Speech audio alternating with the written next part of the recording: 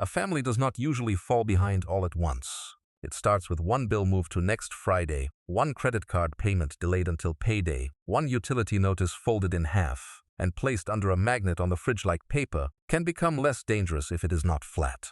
Lena and Troy are not reckless people. They have 2 kids, a mortgage, a used SUV, health insurance, a Costco membership, and a checking account that looks normal for about 3 days after payday. Then the mortgage clears, the groceries hit, the car insurance renews, and normal becomes tight again. Most people think the danger begins when you stop paying your bills. But the real danger begins earlier, when you keep paying them in the wrong order just to preserve the feeling that life is still under control. If you like calm, honest personal finance breakdowns with real examples, real numbers, and no hype, subscribe to the channel before we go deeper. Because this story is not about judging people who fall behind. It is about understanding why some bills can wait and others quietly pull the floor out from under you. Here is the core idea. Bills do not become dangerous based on how embarrassing they feel. They become dangerous based on what they are connected to.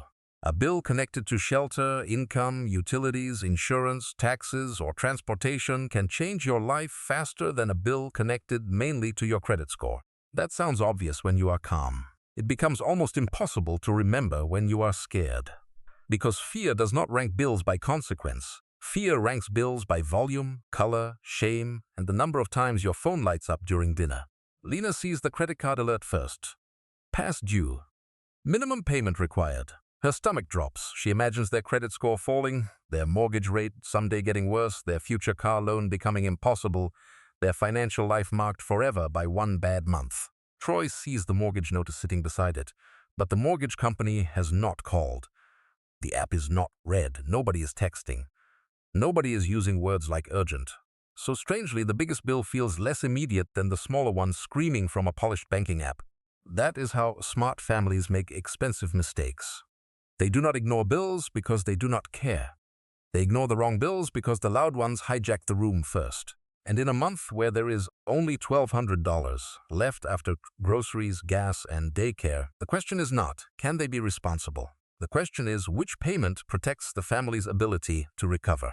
Lena wants to pay the credit card because the shame is immediate. Troy wants to put something toward the mortgage because the house is the center of their family. Neither of them is wrong emotionally, but only one payment protects the thing that is hardest to replace.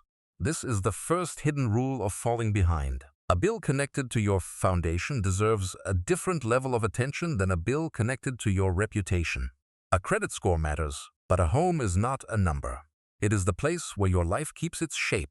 Now, you might be thinking, but if the credit score drops, everything gets harder later. True. A damaged credit score can follow you. It can raise costs, block approvals, and make credit repair feel like climbing out of a hole with wet hands. But here is the part most people miss. A credit score is easier to rebuild when your income, address, utilities, transportation, and family routine are still intact. If you destroy the structure to protect the score may become harder to fix anyway. Lena and Troy's mistake is not that they care about debt. Caring is good. The mistake is that they confuse embarrassment with emergency. The credit card makes them feel exposed, but the mortgage, insurance, and utilities are what keep the family recoverable.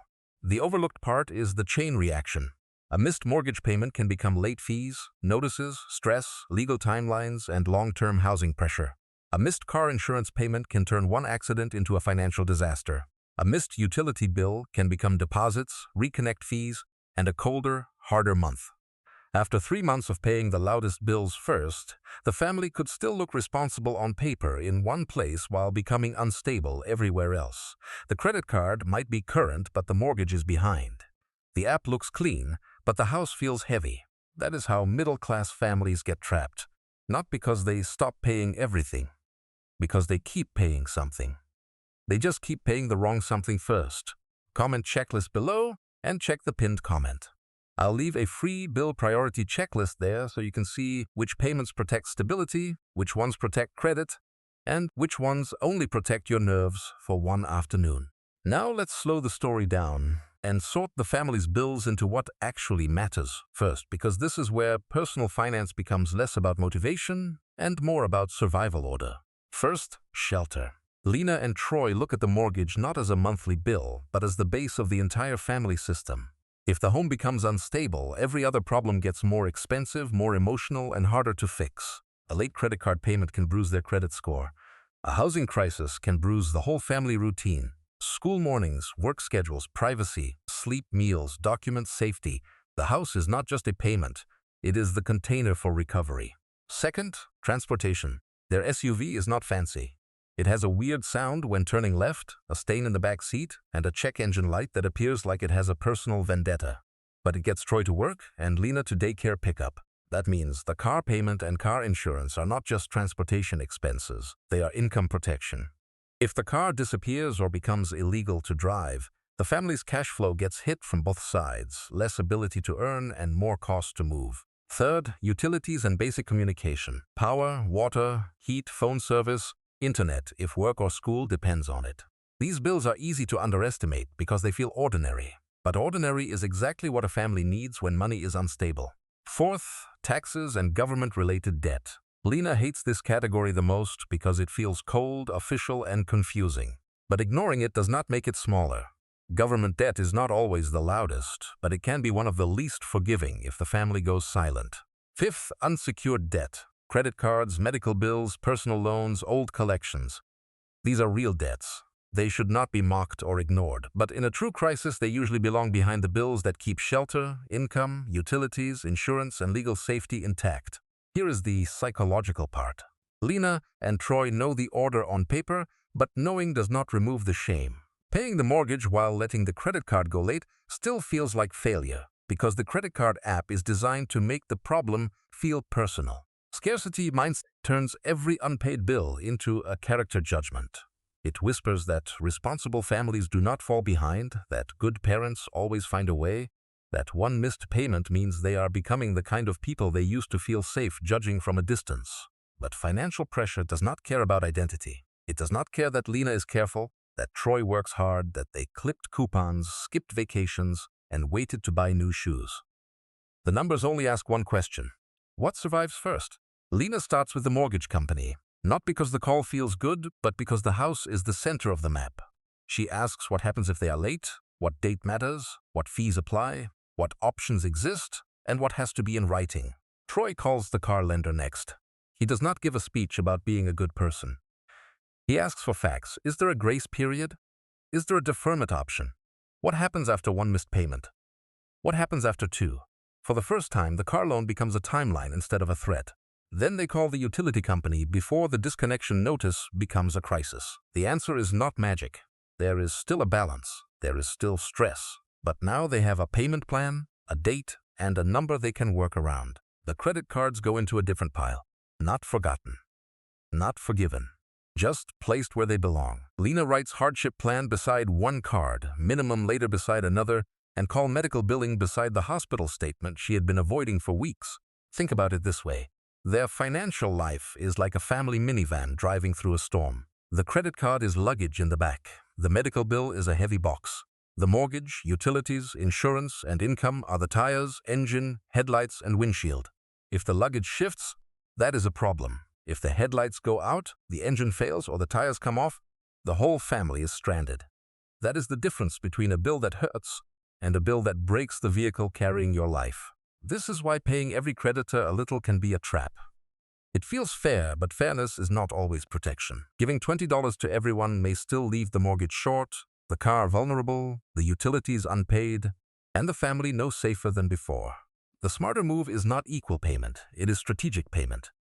Protect the foundation first, then buy time where time matters, then negotiate the bills that can survive a delay without taking the whole structure down.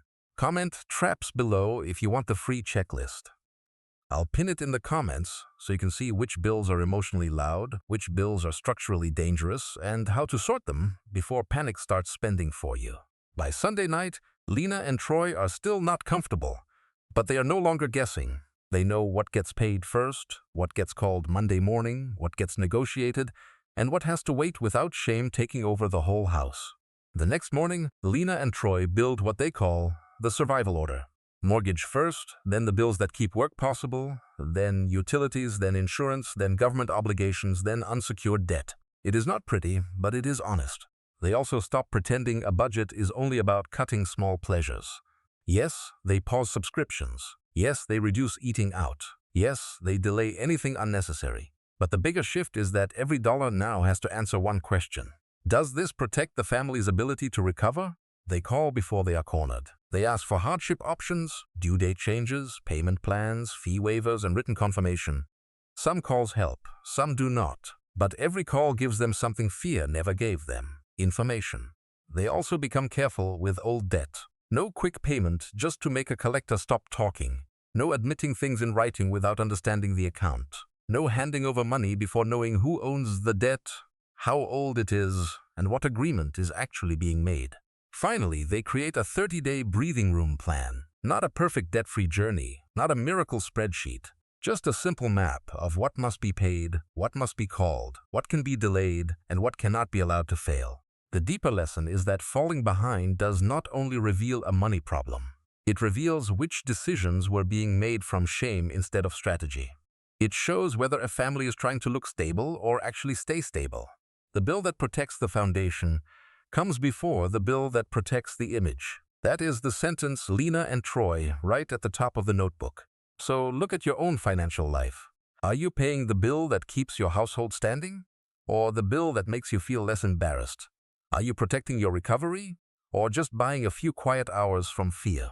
Comment checklist below and check the pinned comment. I'll leave the free bill priority checklist there, along with simple cash flow notes and private community details for deeper personal finance breakdowns. The family did not fix everything in one weekend, but they did something almost as important. They stopped letting the loudest bill decide what mattered most.